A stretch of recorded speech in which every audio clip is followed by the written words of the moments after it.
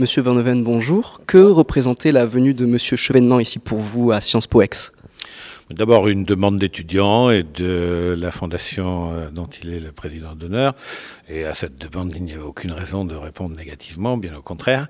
D'autant qu'il y a une actualité qui est celle de cet ouvrage, qui fait déjà un peu le buzz, comme on dit, dans des émissions comme celle de Ruquier ou autres.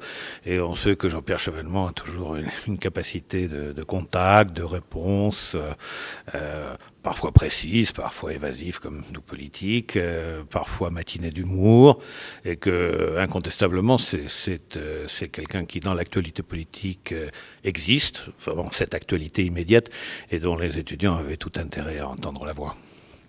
Partagez-vous la vision de Monsieur Chevènement sur la France d'aujourd'hui? Si la réponse à la question que lui a fait poser l'éditeur, mais c'est un titre d'éditeur, dit-il. Hein. Je connais suffisamment l'édition pour savoir qu'en effet ça arrive.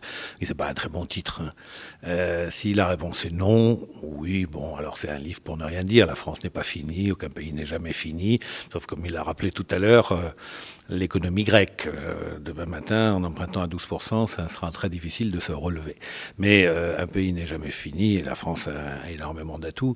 Donc partager une vision optimiste qui sous-tend un peu le livre, oui. Son projet républicain lui appartient. Et je vois pas ce qu'on peut objecter à la citoyenneté, la solidarité.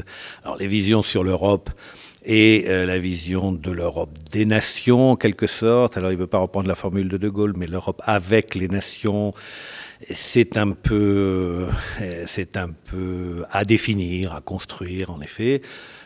Moi, j'ai aussi non au traité au référendum sur Maastricht, et donc je suis très pro-européen. On sent bien que c'est un homme qui dit toujours non, non, l'Europe non plus n'est pas finie. L'Europe, c'est un rêve. Simplement, faut pas que ce soit un rêve qui se transforme en cauchemar. Et je crois que quand on a une position très pro-européenne, c'est aussi pour une autre Europe que celle des marchés et de la main invisible. Alors il y a un certain nombre de convergences.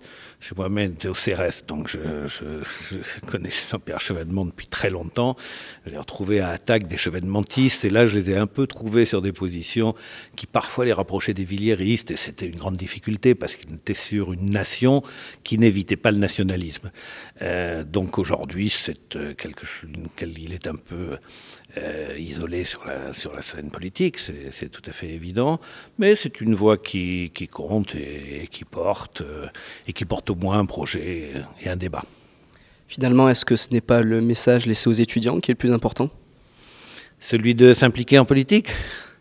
Moi j'ai bien aimé la question, elle est un peu récurrente et normale, elle s'adresse à quelqu'un qui est dans sa 72e année et qui est toujours dans le débat et qui publie, on lui dit les élites sont vieillissantes, est-ce que vous ne pensez pas qu'il faudrait les renouveler? Je crois qu'il a fort bien répondu en disant, j'avais oublié de l'indiquer dans la présentation, qu'il avait été élu député à 34 ans, mais après avoir été battu à une candidature précédente. J'ai connu moi-même ce que c'était que d'être candidat dans des investitures aux législatives dans la trentaine. Il faut commencer très tôt. Alors, si c'était cela le message pour l'engagement politique, je trouve qu'il est en effet un message important. Si c'est aussi celui de contribuer à la poursuite d'un rêve français et d'une construction européenne différente, oui, c'est en effet un message que j'espère que les étudiants auront entendu. Merci beaucoup, monsieur.